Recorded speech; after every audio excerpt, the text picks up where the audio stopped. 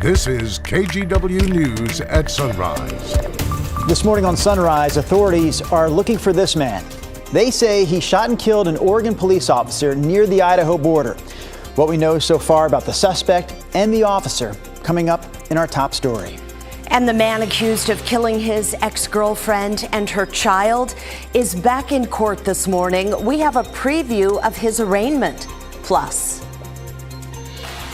was when I heard the bomb. It just got so weirdly quiet and like buzzy. A runner, like, something is off. A runner from Vancouver recalls her experience in Boston 10 years ago, the morning of the Boston Marathon bombing.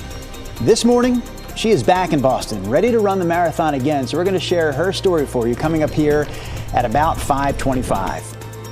good Monday morning, everyone. Thank you for joining us today. Hope you had a great weekend, everybody. Before we get to those news stories, though, what about the forecast? Remember yesterday?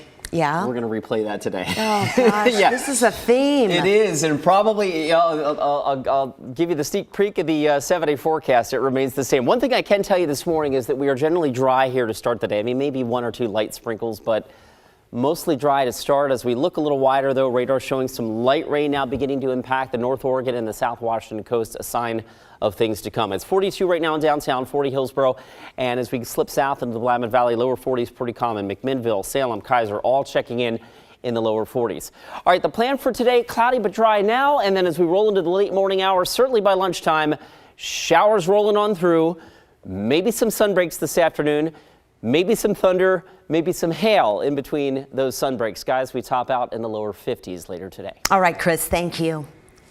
In eastern Oregon, the search continues for the suspect who shot and killed an Oregon police officer.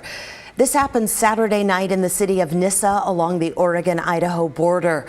Authorities in both states are looking for this man, 36-year-old Rene Castro. As you can see, he has identifiable markings on his face, including what appears to be a tattoo above his eyebrow. He's accused of killing Nissa Reserve Officer Joseph Johnson. Police got a call about somebody damaging property and threatening people.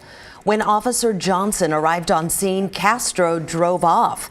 The district attorney says there was a short chase before Castro pulled over, got out of the car, and started shooting. Johnson was killed instantly in his police car with no time to return fire. He lived in Ontario, family up there, worked at one of our biggest employers in the county at the prison, so many associates there and friends. Governor Tina Kotek issued a statement. It's on your screen right now. She called this a tragedy and then extended condolences to the officer's family, friends, and the public safety community who knew him. The governor has ordered flags to fly at half-staff through sunset today. Officer Johnson was 43 years old. He's survived by his wife and 2 children. Later this morning, Kirkland Warren, the man charged in the murders of a Clark County mother and her young daughter, will be formally arraigned in court. Warren is currently being held without bail. A private funeral service will take place on Wednesday in Vancouver. Tim Gordon looks at the lives cut short and the case against the accused killer. Some crimes fit the strongest descriptions: horrific, despicable. This is one of those crimes, the violent deaths of Michelle Melendez and her young daughter, Layla Stewart. Their bodies discovered on March 22nd, dumped off a road in a remote part of Washougal, Washington. Investigators say both had been shot in the head. And prosecutors say Michelle's ex-boyfriend, 27-year-old Kirkland Warren, is responsible. Warren, in jail and showing no emotion, made a first appearance via video earlier this month, charged with 2 counts of murder. The judge ordered Warren held without bail. After the hearing, domestic violence victims advocate Michelle Bart described how loved ones were doing. They're still very numb, very angry, and so brokenhearted, like any other family would be in a time like this. From the family to the larger community, this tragic case has brought many tears. At a vigil at Vancouver's Esther Short Park the weekend after Michelle and Layla's bodies were found, hundreds came out to remember and honor them, including Layla's classmates. We really want to honor the family and make sure they get like lots of support for that Layla and her mom is gone. The vigil was also a call to action to fix a system that many feel failed the mother and daughter. Warren was out on bail from a long-delayed murder trial in Arkansas. And here in Clark County, despite a domestic violence restraining order for allegedly shooting up Miché's apartment, Warren was not monitored with available GPS tracking. We have to focus on the here and now, and in regards to Miché and Layla, we're going to get justice. Now on Monday, Warren will appear in court again for his formal arraignment on aggravated murder charges. And as the wheels of justice turn, on Wednesday, a large but private funeral is scheduled for a mother and daughter. Organizers tell us Miché and Layla will be buried in the same casket, together, forever. Tim Gordon, KGW News. As Tim mentioned, this week's funeral is private, but the family invited KGW to attend and record the service, so we'll bring you that coverage coming up here on Wednesday. Police are also investigating a shooting and robbery in Northeast Portland. This call came in around 5:30 yesterday evening on 102nd, right between Wygant and Prescott.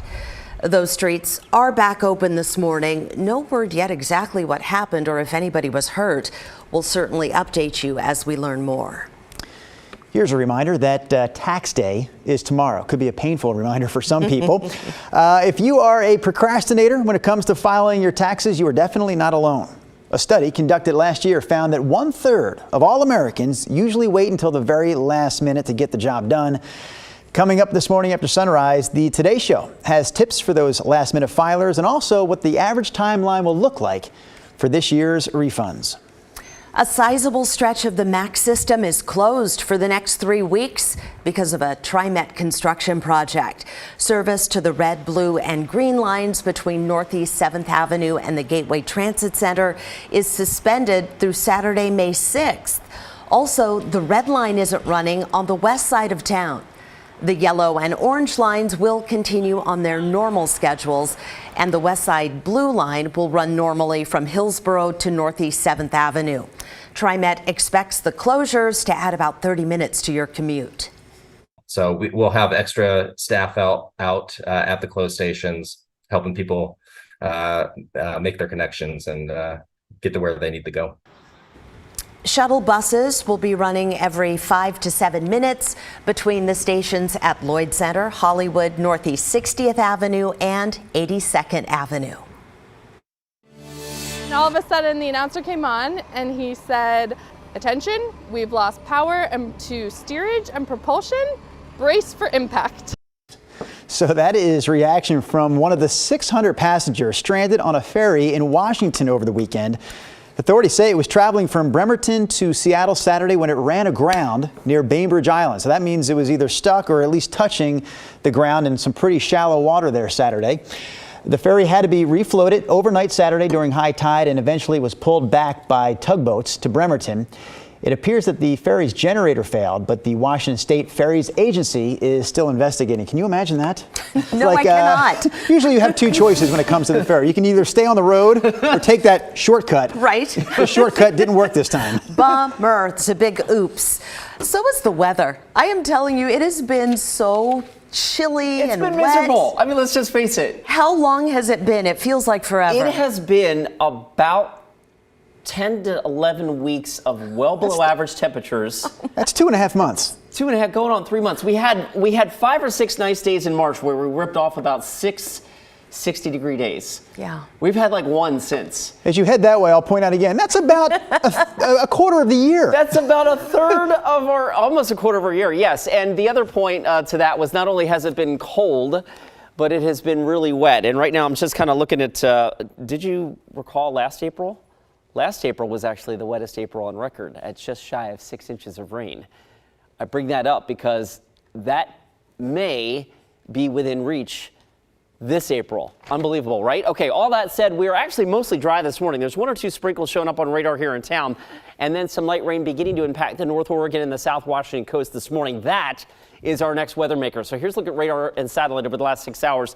Next storm system, little whirling dervish there offshore headed towards the Oregon coast, and we'll track that for you with Futurecast. Again, a generally dry morning commute, but as I roll Futurecast up towards the lunchtime hour here, wet weather moving in. And by the way, in between any breaks in the showers, we may see some sun, and then we may see another shower and may hear some thunder and maybe even some small hail, much like yesterday. And by the way, snow levels in the Cascades will dip a little bit today as well, down to about 2,000 feet.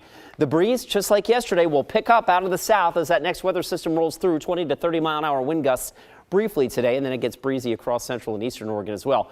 Rainfall potential today. This is on top of the nearly 3.5 inches that we've already had this month. This is just today. Maybe another 1/4 to 1/2 inch of rain up and down the I-5 corridor. And as we mentioned up in the Cascades, that will fall in the form of snow down to about 2,000 feet. We do have winter weather advisories for the Oregon Cascades today through early tomorrow morning. So we're not done talking about snow. 43 last check at PDX.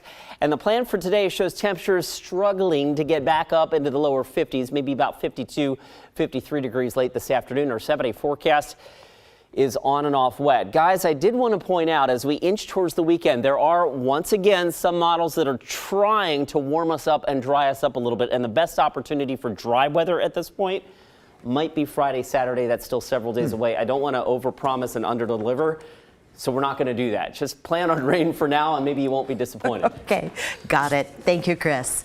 Well, Earth Day is coming up on Saturday, and in honor of that, we're highlighting ways our community is becoming more eco-friendly. Coming up this morning, how the Lloyd District is ahead of the curve.